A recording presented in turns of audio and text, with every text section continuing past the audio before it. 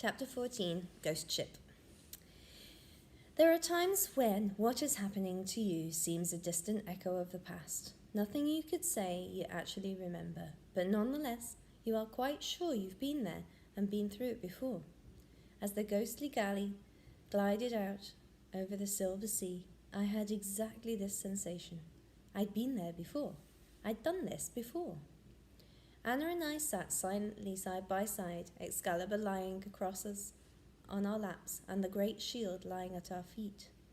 The Bishop Rock foghorn sounded again, and as it did so we found ourselves cocooned entirely in a sudden dense fog.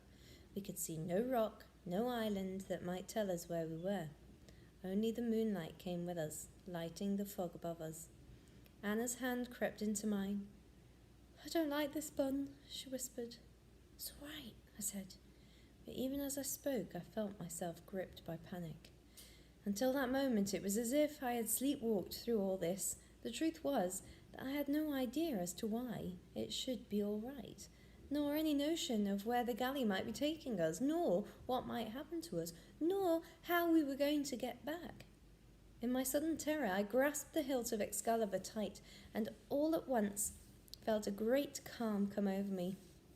I knew without a shadow of a doubt that we were in safe hands, that we could come to no harm. Oyster catchers piped somewhere nearby, and I looked for them, but the fog was impenetrable. The galley sped over the sea, eastwards, I thought, for the Bishop Rock foghorn sounded from behind us now to the west, and fainter every time I heard it.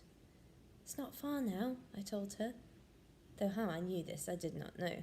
And almost as I spoke, we came out of the bank of fog and saw the eastern isles ahead of us in the shining sea. The Ganley sandbar, lit by the moon, was a bright swathe in the ocean, a golden arrow pointing us where we were going.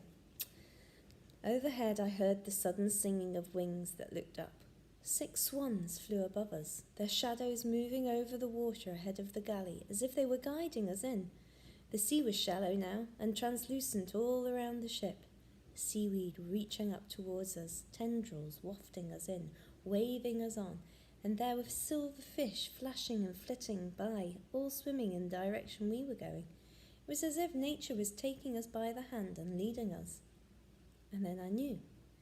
Then I remembered. I knew on which island we would find him. I remembered precisely where we were, where we'd met before. "Little Arthur," I told Anna. "He'll be waiting for us on Little Arthur."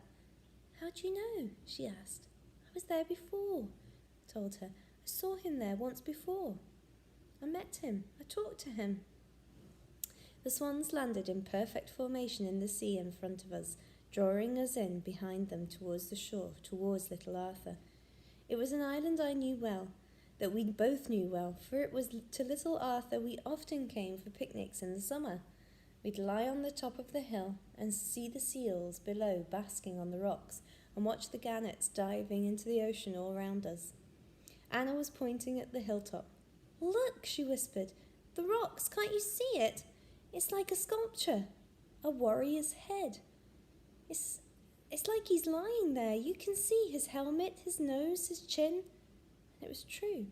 The whole outline of the cliff face on the western side of the island did indeed resemble a sleeping king. The galley slowed as we neared the shore and then stopped. Chapter 15, Metamorphosis. Metamorphosis means changing from one type of body to another. So you might think of that as something from Harry Potter when the wizards turn into animals and things like that. "There were 6 black queens," I said, suddenly remembering. "When I came before, there were 6 black queens." And at that moment, I felt Anna grasping my arm. I had no need to ask her why, for I had already seen what she had seen, a metamorphosis. A metamorphosis before our very eyes.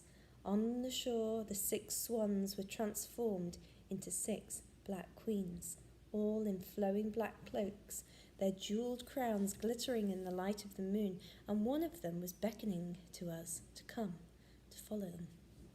I climbed over the side of the galley and let myself down into the shadows. Anna leaned over and handed me down the sword and then the shield. Do I have to come any further? She asked. I need you to, I said. I want you to be there with me when I meet him. Please, Anna. For a few moments she looked at the 6 black queens and then up at the king's sleeping head against the sky. He's waiting for us, I said. Please. And then, losing patience a little, I added, Look, I can't carry the sword and the shield on my own, can I? All right, she said, and she clambered over the side and joined me on the sand. I don't like them, she whispered. They're like witches. They're his queens, I said. They look after him. They've looked after him for hundreds of years.